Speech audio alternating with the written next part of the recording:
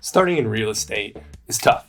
You should have a plan. And one of the plans to effectively buy real estate is to finance real estate. In this video, we're going to go over three ways for you to finance real estate. A conventional loan, a HELOC, home equity line of credit, and good old-fashioned cash. Just kidding. Cash isn't financing. We're going to go through a fix and flip type loan working with a bank. So it's not your conventional, it's not hard money, it's kind of in between.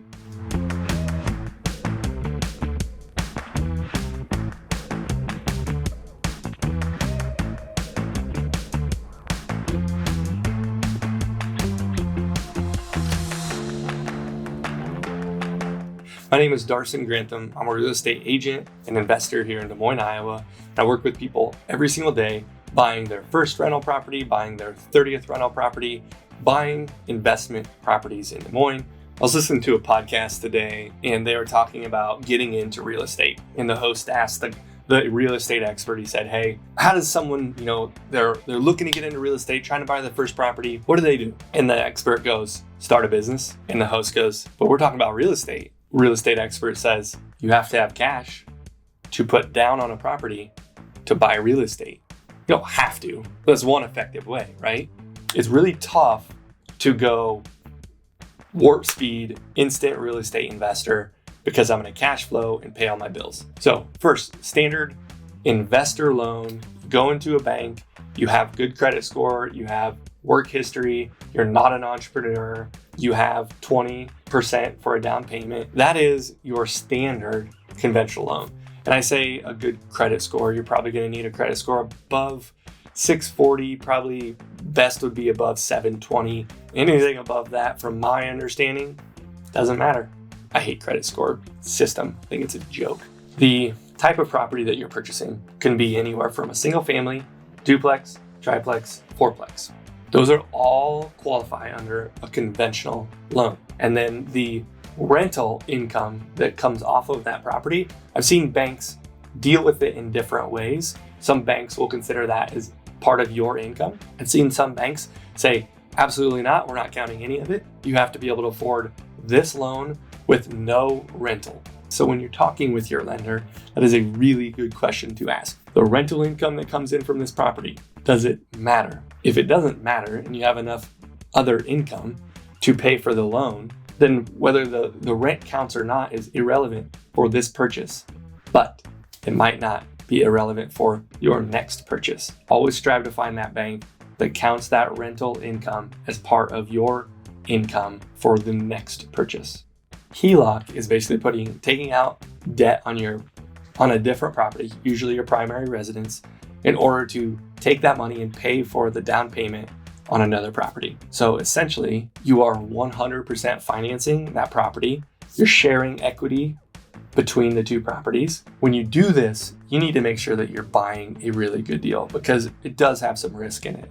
My first property was done this way. I bought it for $136,000. It was bringing in about $2,100 after utilities, after expenses.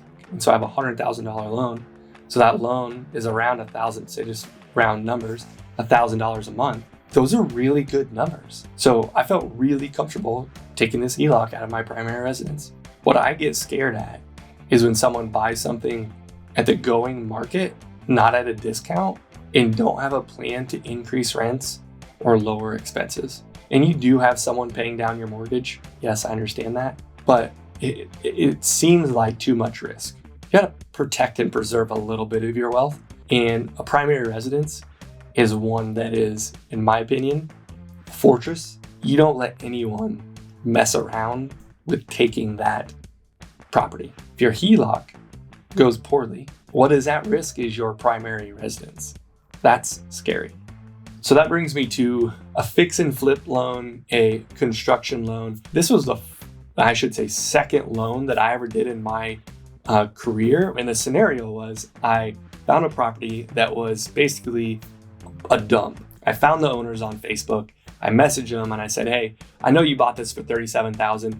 I'll give you $42,000 today for it, cash. Would you do the deal? Yeah, we would do the deal. So I went to the bank and said, hey, I've got this property under contract. Will you guys give me the loan for this $42,000 and also give me another $40,000?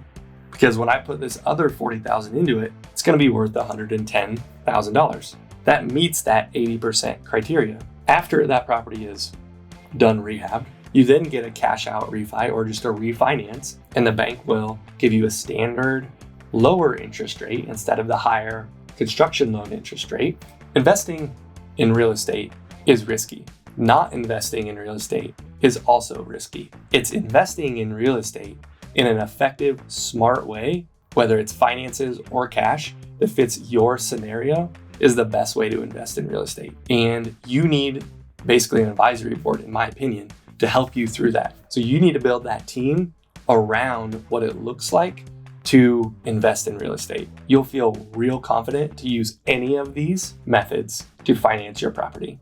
Again, my name is Darson Grantham. I'm a real estate agent and investor here in Des Moines, Iowa. If you liked any of this content, click on this link above. It'll get you more of my content and more videos that just pump out investor build wealth type videos. Appreciate all your feedback. If you have any comments on this video, link below or click below, comment, and let's have a discussion.